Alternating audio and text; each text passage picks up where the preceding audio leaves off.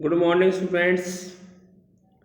जैसा कि आपको ये पिक्चर दिखाई दे रही है, इस पिक्चर के माध्यम से आपको पता लगाना है कि जो ये कवियों के चित्र दिए हुए हैं, इन कवियों के चित्र में पहचान करनी है कौन सा कवि क्या है और उसने कौन सी रचना लिखी है। जैसे कि इसमें सबसे पहले आपके सामने है तोड़ती पत्थर। तोड़ती पत्थर, वह तोड़ती पत्थर देखा उसे मैंने इलाहाबाद के पथ पर, वह तोड़ती पत्थर। यहाँ कविता प्रस्तुत की है। तो ये कविता किसकी है? तो ये कविता सूर्यकांत त्रिपाठी निराला की है। सूर्यकांत त्रिपाठी निराला जो है वो प्रगतिवादी कविता है। और जो नेक्स्ट चैप्टर है हमारा वो यही है कि हमें कैसे लिखते हैं कविता। तो सर्वप्रथम आपको कविताओं के जो कवि हैं उन कवियों के विषय में यहाँ पर जानकारी दी गई है। तो यहाँ सबसे पहली कविता हमारे सामने आई है तोड़ती पत्थर है इस कविता का शीर्षक, जिसके कवि सूर्यकांत त्रिपाठी निराला है। तो इसमें मुंशी प्रेमचंद भी है, इसमें महादेवी वर्मा है, सुमित्रानंदन पंत है और सुविद्रा कुमारी चौहान है, पंडित जवाहरलाल नेहरू हैं और मुंशी प्रेमचंद भी है।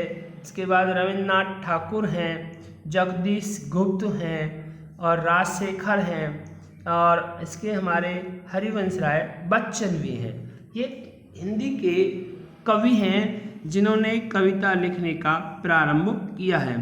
अब वो कविता हमें आगे बढ़ानी है कि कविता किस प्रकार लिखी जाती है और कविता लिखने का सृजनात्मक लेखन किस प्रकार का है वो आप देख सकते हैं। और इस लेखन के द्वारा आपको कविता लिखने का एक ढंग भी आना चाहिए कि हमें कविता लिखने के लिए क्या चाहिए। सबसे पहले कविता लिखने के लिए आपको पता होना चाहिए कि शब्द भंडार भी बहुत ज़रूरी है।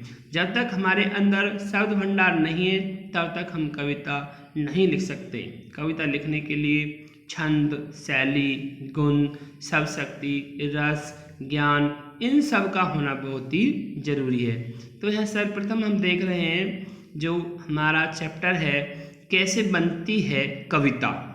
इस कविता के विषय में यहाँ पर लिखा है कविता कोने में घात लगाए बैठी है, यह हमारे जीवन में किसी भी क्षण बसंत की तरह आ सकती है। जो कविता है उसे हम कभी भी सीख सकते हैं। जिस प्रकार बसंत ऋतु का आगमन होता है उसी प्रकार कविता का भी हमारे अंदर लिखने का जज्बा आ सकता है। बस इसके लिए हमें धैर्य लगाए रहना चाहिए और उसका बहुत ही ज़्यादा अपने जीवन में महत्व देना चाहिए। जब तक हम इसे अपने जीवन में महत्व नहीं देंगे तभी तक कविता लिखना हमारे लिए पॉसिबल नहीं है। तो इस पाठ में क्या है सबसे पहले देखना है आपको कविता क्या है, कविता कैसे बनती है, कविता में शब्दों का चयन, कविता में बिंब और छंद, कविता की संरचना, कविता के घटक, ये सभी पॉइंट आपको देख लेने हैं कि इन पॉइंटों के जरिए कवि क्या कहना चाहता है। सर्वप्रथम है इसमें कविता क्या है। कविता क्या है? कविता एक बहुत ही पुराना इसका संबंध है मनुष्य से। जब मनुष्य पैदा हुआ है तब से ही कविता का भी जन्म हुआ है, क्योंकि कविता मनुष्य के साथ साथ चलती है। कविता कैसे बनती है? कविता बनने का तरीका क्या है? कविता शब्द भंडार। जब आप छोटे थे बचपन में तो आपके दादी दादा या नानी नाना ने आपको लोरियां सुनाई होंगी, तो वो भी छंद युक्त हमारी कविताएं हैं। हम बचपन से इन कविताओं को सुनते आ रहे हैं। कविता में शब्दों का चयन, जो कविता लिखने का तरीका है, सर्वप्रथम उसमें शब्द होने चाहिए शुद्ध सार्थक शब्द, तभी कविता लिखने का चयन हम कर सकते हैं। कविता में बिंब और छंद, कविता के अंदर बिंब होने चाहिए और छंद होना चाहिए, यानी कि जैसे अब छंद नहीं होंगे कविता में तो कविता अपना प्रभाव नहीं दिखाएगी। यदि कविता में प्रभाव होगा तो वो छंदों से होता है। जैसे तुलसीदास द्वारा रचित रामचरितमानस है तो उसमें दोहा चौपाई जो छंद हैं उन छंदों ने ही उसको एक विशेष महत्व दे रखा है। ऐसे कविता में छंद होना बहुत ही जरूरी है। कविता की संरचना, कविता को किस प्रकार तैयार किया जाता है, कविता में कौन कौन से तरीके हैं जिनसे वो तैयार की जाती है। तो इसके लिए मैंने आपको पहले बताया है, कविता के लिए छंद, अलंकार, शैली, गुण, शब्दशक्ति, रस और इसका पूर्व शब्द भंडार होना बहुत ही जरूरी है। इस प्रकार कविता लिखने की संरचना तैयार हो जाती है। कविता के घटक, कविता के घटक यही हैं जो मैं बोल रहा हूँ। कविता के घटक में छंद है, अलंकार है, शैली है, शब्दशक्ति है, ये सभी पॉइंट आपको दिखाने पड़ते हैं। इस प्रकार कविता लिखने के ये गुण हैं, इन गुणों को इस प्रकार आप देख सकते हैं। आगे आपको इनका बड़ा विस्तार मिलेगा, उस बड़े विस्तार के जरिए आप इसको पहचान सकते हैं। जैसे कविता के बनने की कहानी माँ, दादी और नानी के जवानी, यानी कि जो कविता है पुराने समय से चलती आ रही है। मैं पहले कह चुका हूँ आपसे कि जब हम छोटे छोटे थे तब हमारी माँ, हमारी दादी और नानी हमें लोरियाँ सुनाया करती थी। वो लोरियाँ ही हमारी दादी माँ की जवानी है। लोरी के बोल, खेतों के ढोल, लोरी के बोल, खेतों के ढोल, बच्चों के खेल गीत, स्कूल में उनका पहला कदम, तोतली जवान से गीत दोहराता बच्चा, यानी कि सबसे पहले जो बच्चा होता है उसकी तोतली वाणी होती है और वो तोतली वाणी से भी गीत गाने के लिए अपनी वाणी को दोहराता है। उनमें कुछ नए शब्द जोड़ता बच्चा, कविता की ये जानी पहचानी दुनिया है जिसे हम सब जानते हैं। आप जैसे ही इन स्मृतियों से जुड़ेंगे, कुछ बुनियादी सवालों पर सोचने को विवश होंगे। क्या कारण है कि दुनिया के हर बच्चे की पढ़ाई नर्सरी गानों से शुरू होती है, यानी जब बच्चा छोटा होता है LKG UKG में तो वहाँ बच्चे को छोटी छोटी कविताएं ही सिखाई जाती हैं। उन कविताओं के द्वारा ही बच्चा पढ़ना सीख लेता है। वह कौन सी चीज़ है कविता के बोल में जो दुनिया के बोल से तालमेल मिलाने के लिए ज़रूरी है। जैसे ही इन सवालों की ओर मुखातिब होते हैं, कविता की जानी पहचानी दुनिया अनजानी लगने लगती है। कविता के खेत खलियान, बाग बगीचे, चिड़िया, शेर, मोची, पानी, सूखा, गांव, नगर सब अपरिचित से लगने लगते हैं। इस अपरिचित दुनिया से गोते लगाने वाले आलोचक और कवियों को कविता कभी जादू लगती है तो कभी पहेली लगती है।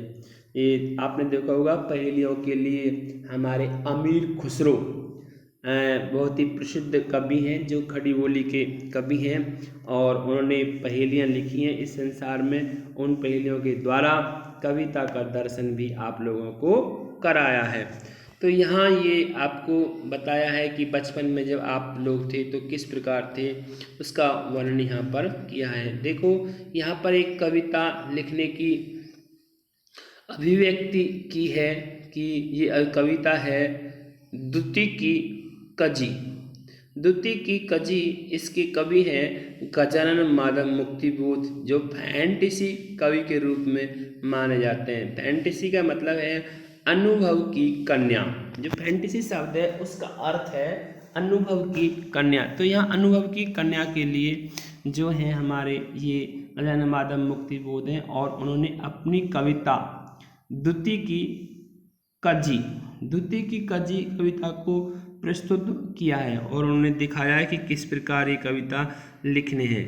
ये कविता आप देख सकते हैं और मुक्तिबोध की हस्तलिपि में एक कविता है, उनके हाथों के द्वारा लिखी हुई एक कविता है, आप इसको पढ़ सकते हैं। वाचिक परंपरा के रूप में जन्मी कविता आज लिखित रूप में मौजूद है। उसके साथ ही मौजूद है ये सवाल कि कविता क्या है। यद्यपि कविता की इस पहेली को बूझना जटिल प्रक्रिया है, सारी जटिलता के बावजूद कविता हमारी संवेदना के निकट होती है, वह हमारे मन को छू लेती है, कभी कभी झकझोर देती है। कविता के मूल में संवेदना है, राग तत्व है। यह संवेदना संपूर्ण सृष्टि से जुड़ने और उसे अपना बना लेने का बोध है। यह वही संवेदना है जिसने रत्नाकर डाकू को वाल्मीकि बना दिया। वे कह उठे, यानी कि जो रत्नाकर डाकू था उसको वाल्मीकि कैसे बना दिया। इसमें एक संस्कृत का श्लोक है, मां निषाद प्रतिष्ठां त्वागमः शाश्वती समः यत् क्रौंच मिथुनादिकम अवधि काम मोहितम। इसका अर्थ है, मां निषाद, हे शिकारी, प्रतिष्ठां तुमगम शाश्वती समा, तुम्हें सैकड़ों वर्ष तक शांति प्राप्त नहीं होगी। यत्, क्योंकि क्रौंच मिथुनादिकम अवधि काम होइतम, क्योंकि तुमने क्रौंच पक्षी को काम वासना में लिप्त होते हुए उनमें से एक पक्षी को मार गिराया है, इसलिए आपको सैकड़ों वर्षों तक किसी प्रकार की शांति प्राप्त नहीं होगी। इसी को स्मितानंद पंत ने कहा है, वियोगी होगा पहला कवि, आहा से उपजा होगा गान, उमड़कर आँखों से चुपचाप बही होगी कविता अनजान। ये स्मितानंद पंत जी की कविताएं पंक्ति हैं, और ये स्मितानंद पंत आप लोग सभी जानते हैं कि ये प्रकृति कवि हैं, और प्रकृति कवि अर्थात प्रकृति के सुकुमार कवि के रूप में इनको जाना जाता है। तो इन्होंने कहा है कि जो इस संसार का पहला कवि है वो कौन सा होगा, साधु संत होगा, जो आह से उपज होगा गान, यानी कि जो किसी प्रकार को कष्ट सहन नहीं कर पाएगा। उमड़कर आँखों से चुपचाप बही होगी कविता अनजान, और उसकी आँखों से अनजान चुपचाप से कविता का रचना हो गई होगी। इस प्रकार बच्चों आज यहाँ तक ही पढ़ना है, आगे पढ़ने के लिए कल इसके विषय में जानकारी देंगे। आज का कार्य यहीं रहेगा, आप इसको अच्छे ढंग से पढ़ लेना और लर्न कर लेना। थैंक्स।